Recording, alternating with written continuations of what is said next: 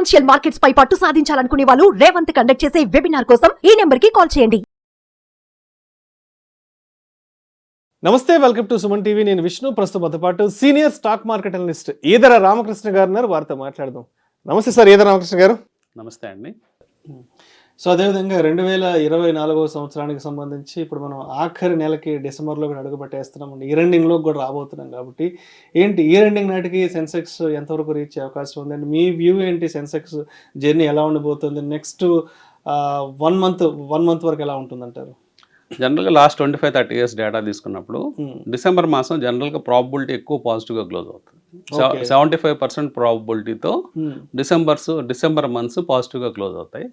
So Sensex కానీ Nifty కానీ ఈ మంత్ ఎక్కువ ఛాన్సెస్ ఉన్నాయి పాజిటివ్గా క్లోజ్ అవడానికి. కాబట్టి ఇన్వెస్టర్స్ కొంచెం కంఫర్టబుల్గా ఉండొచ్చు. మెయిన్గా కారణాలు ఏంటంటే ఎఫ్ఐఎస్ కొంచెం హాలిడే మూడ్లోకి వెళ్ళిపోతారు. ఒక 10 రోజుల్లో క్రిస్మస్ వెకేషన్ మూడ్లోకి వెళ్ళిపోతారు. పెద్ద మేజర్ డెసిషన్స్ అన్ని అయిపోయి ఉంటాయి. సో నవంబర్ కల్లా మేజర్ డెసిషన్స్ అయిపోతాయి. అలాగే ఎఫ్ఐ ఇందాక మనం చెప్పుకున్నట్లు వాళ్ళ సెల్లింగ్ కూడా తగ్గిపోయింది స్పీడు. లాస్ట్ మంత్ కేవలం 1.7 బిలియన్ అమ్మటం జరిగింది.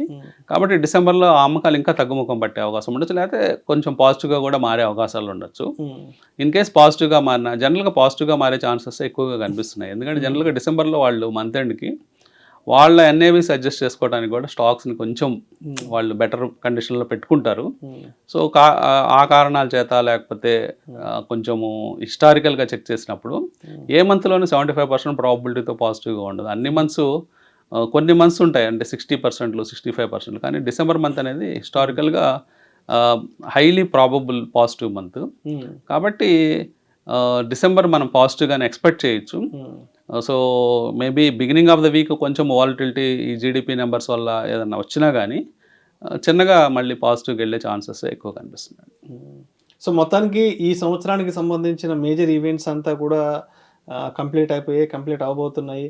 అండ్ 2025కి సంబంధించి చూస్తే మనకు February 1st బడ్జెట్ ఉండబోతుంది కాబట్టి, అండ్ 2025 బడ్జెట్కి సంబంధించి అంటే గవర్నమెంట్ మేజర్గా ఏ రంగాల మీద ఎక్కువగా కొంత కాన్సన్ట్రేషన్ చేసే అవకాశం ఉంటుందంటారు మీ వ్యూ ప్రకారం?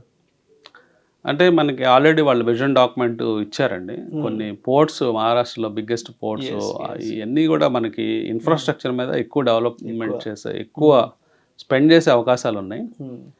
సో రోడ్స్ కూడా భారీగా రోడ్స్ మీద స్పెండింగ్ ఎక్కువ, ఇన్ఫ్రాస్ట్రక్చర్ మీద ఎక్కువ స్పెండ్ చేసే అవకాశాలు ఉన్నాయి.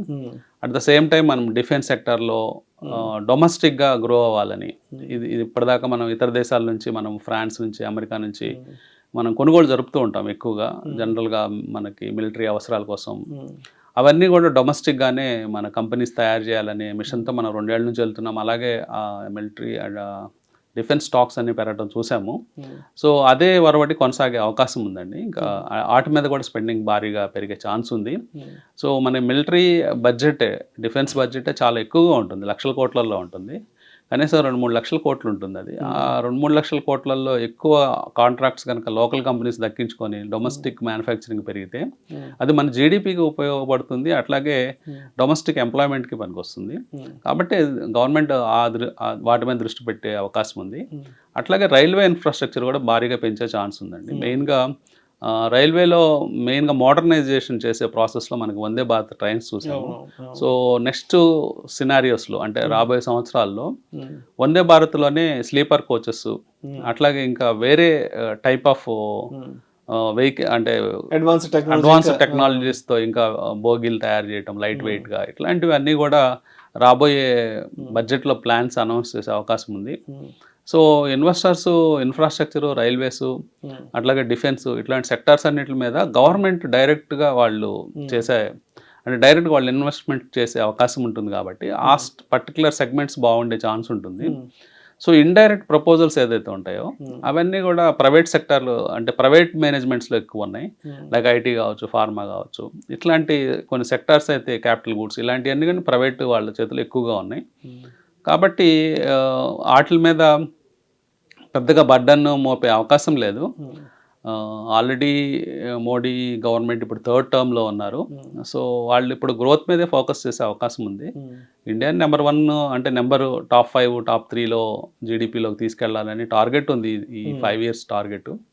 కాబట్టి ఆ దిశగానే గ్రోత్ ఇబ్బంది లేకుండా డొమెస్టిక్గా ఎక్కువగా మనం సెల్ఫ్ సఫిషియెంట్గా చేసుకుంటూ ఎక్స్పోర్ట్ కూడా పెంచుకునే విధంగా డిజైన్ చేయొచ్చు, లేకపోతే బడ్జెట్ని ప్లాన్ చేయొచ్చు అనుకుంటున్నాను. రైట్. అయితే మీరు ఇందాక ఒక మాట అన్నారు, ఎప్పుడైనా సరే డిసెంబర్ నాటికి ఒకసారి మనం హిస్టారికల్ పెర్ఫార్మెన్స్ చూస్తే ఎప్పుడైనా సరే డిసెంబర్లో అమ్మకాల ఒత్తిడి తక్కువగా ఉంటుంది. సో ఆ కారణం చేత డిసెంబర్లో ఎక్కువగా కూడా మార్కెట్స్ చాలా పాజిటివ్లో క్లోజ్ అయ్యే అవకాశం ఉందంటున్నారు. కాబట్టి అంటే ఇప్పుడు డిసెంబర్లో ఏమైనా స్టాక్స్ తీసుకోవాలి, డిసెంబర్లో ఏదైనా కొంత సెక్టార్స్ వైపు కాన్సన్ట్రేషన్ చేయాలని అనుకున్న వాళ్ళకి మరి ఏ స్టాక్స్ కొంత అనుకూలంగా ఉండొచ్చు అంటారు డిసెంబర్లో కొనాలి అనుకున్న వాళ్ళకి?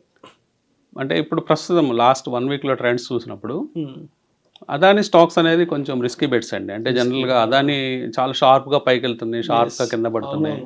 సో స్టిల్ వాళ్ళ ఒక కోర్ట్ కేసు అనేది పైన ఉంది కాబట్టి వెంటాడుతూ ఉంది కాబట్టి ఆ స్టాక్స్లో చేసేవాళ్ళు స్ట్రిక్ట్ స్టాప్ లాసెస్ పెట్టుకొని ట్రేడ్ చేయాలి.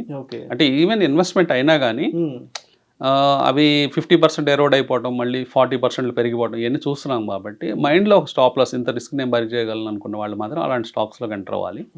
అది మినహాయించి ట్రెడిషనల్గా చూసినప్పుడు ఫార్మాలో సెకండ్ రౌండ్ స్టాక్స్ మీద దృష్టి పెట్టమని చెప్తానండి. అంటే ఫార్మాలో ఒక చిన్న భూమ్ లాంటిది వస్తుంది, second grade second level stocks వాటిల్లో.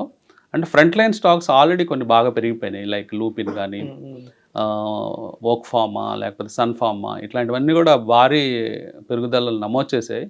ఇప్పుడు సెకండ్ లెవెల్లో ఉన్న స్టాక్స్ కొన్ని లారస్ ల్యాబ్స్ లాంటివి, లేకపోతే ఇందాక మనం మాట్లాడుకున్న పిరమిల్ ఫార్మా, ఆర్తి ఫార్మా, తర్వాత ఇట్లాంటి స్టాక్స్, టొరెంట్ ఫార్మా, ఇట్లాంటి స్టాక్స్లో కొత్తగా బయింగ్ ఆపర్చునిటీస్ కనిపిస్తున్నాయి. అట్లాంటి స్టాక్స్ ఆ సెక్టారు బాగుంటుంది అనుకుంటున్నాను. కానీ టెలికాం సెక్టార్లో కొంత ఒడిదుడుకులు మనకి ఈ మధ్య కనిపిస్తున్నాయి, భారీగా పడటము, పెరిగిపోవటము, ఇవన్నీ కూడా టెలికాం సెక్టార్లో కొంత ఒడిదుడుకులు ఎక్కువగా ఉన్నాయి. మెటల్ సెక్టార్ కొంచెం డల్గా అవుతుంది, కొన్ని పాకెట్స్ 1 or 2 స్టాక్స్ మినహాయించి మెటల్స్ ఎక్కువగా వీక్గానే ఉన్నాయి. ఆటోమొబైల్లో నెంబర్ 1 పిక్ వచ్చేసరికి మహీంద్రా కొత్తగా ఇచ్చిన ఎలక్ట్రికల్ వెహికల్స్ కూడా అట్రాక్టివ్గా కనిపిస్తున్నాయి మార్కెట్లో. వాళ్ళ పెనిట్రేషన్ చాలా స్మూత్గా వెళ్తూ ఉంది. Month on month sales numbers పెరుగుతూ ఉన్నాయి, వెయిటింగ్ లిస్ట్ పెరుగుతూ ఉంది కొన్ని పర్టికులర్ వెహికల్స్కి. సో ఇవన్నీ కారణాల చేత ఆటోమొబైల్ సెక్టర్లో మహీంద్రాని ప్రిఫర్ చేసుకోవచ్చు, అట్లాంటి స్టాక్స్ మీద దృష్టి పెట్టచ్చు. ఇంకా ఐటీ సెక్టారు 2025లో ది బెస్ట్ పర్ఫార్మర్గా ఉండే అవకాశం ఉంది.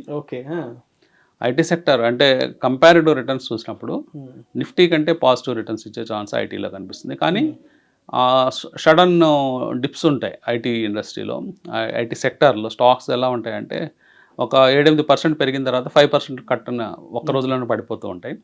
కాబట్టి వాటిని జాగ్రత్తగా హ్యాండిల్ చేసుకుంటూ ఐటీ సెక్టార్లో బై అండ్ డిప్స్ అని చెప్తాను. ఎప్పుడైనా ఒక సడన్ డిప్ తీసుకున్నా, ఒక 2 రోజులు సడన్గా పడిపోయినా, అలాంటి అప్పుడు ఐటీలో అంటే ఫ్రంట్ లైన్ ఐటీ అండి, అంటే బాగా పాపులర్గా వినబడే పేర్లు, చిన్న కంపెనీస్ కాదు, ఎస్ఎంఈ సెగ్మెంట్లో, లేకపోతే చిన్న 1,000 కోట్ల 2,000 5,000 కోట్ల లోపల కంపెనీల గురించి నేను మాట్లాడలేదు. కనీసం ఒక 20,000 కోట్లు పైబడిన కంపెనీల్లో majority 99% of the companies balance sheets క్లీన్గా ఉన్నాయి. So cash rich companies, debts ఏమి ఉండవు. సో కంఫర్టబుల్గా ఐటీ స్టాక్స్లో పెట్టుబడి పెట్టు. సో మరి డిసెంబర్ 2 సోమవారం నాటికి మార్కెట్స్ ఏ విధంగా ఉండే అవకాశం ఉందంటారు? మరి రిటైల్ ఇన్వెస్టర్స్ సోమవారం నాటికి ఏ విధంగా సిద్ధంగా ఉండాలి అంటారు? ఎటువంటి అంశాలను పరిగణలోకి తీసుకోవాలి అంటారు లాస్ట్ 1 month మార్కెట్ సినారియోని దృష్టిలో ఉంచుకొని, ఎస్పెషల్లీ ఫర్ మండేకి మనం నిఫ్టీ చూస్తే పాజిటివ్గా కనిపిస్తుంది. అయినప్పటికీ ప్రతి క్షణము మార్కెట్లో అలర్ట్గా ఉండాలి, మనము ఎప్పుడు కాషియస్గా ఉండాలి. ఎందుకంటే ఎప్పుడు ఏం జరుగుతుందో మనకు తెలియదు. సో ఒక వ్యూ మనం ఫామ్ చేసుకొని మార్కెట్కి ఎప్పుడు వెళ్ళకూడదు. అంటే మన బ్రెయిన్లో క్లీన్ స్లేట్ పెట్టుకోవాలి. లైవ్లో ఒక సినారియో కనిపిస్తుంది, వీకెండ్ కూర్చున్నప్పుడు ఒక సినారియో కనిపిస్తుంది. కాబట్టి ఒక క్లీన్ స్లేట్తో మార్కెట్లోకి వెళ్ళిన పక్షంలో మంచి యాక్షన్స్ మనం చేసే అవకాశాలు ఉంటాయి. అది రేపు మండే కావచ్చు, నెక్స్ట్ ఇయర్ మండే కావచ్చు, నెక్స్ట్ మండే కావచ్చు, ఆ పై మండే, ఎప్పటికైనా కావచ్చు. ఏ రోజు ట్రేడింగ్కి వెళ్ళినా కానీ ఒక క్లీన్ స్లేట్తో విత్ నాలెడ్జ్ బ్యాక్గ్రౌండ్తో మార్కెట్లో ప్లే చేస్తే కొంచెం సంపాదించుకునే ఛాన్సెస్ పెరుగుతాయి. Thank you sir, thank you so much Eedara Ramakrishna గారు. థ్యాంక్ యూ అండి.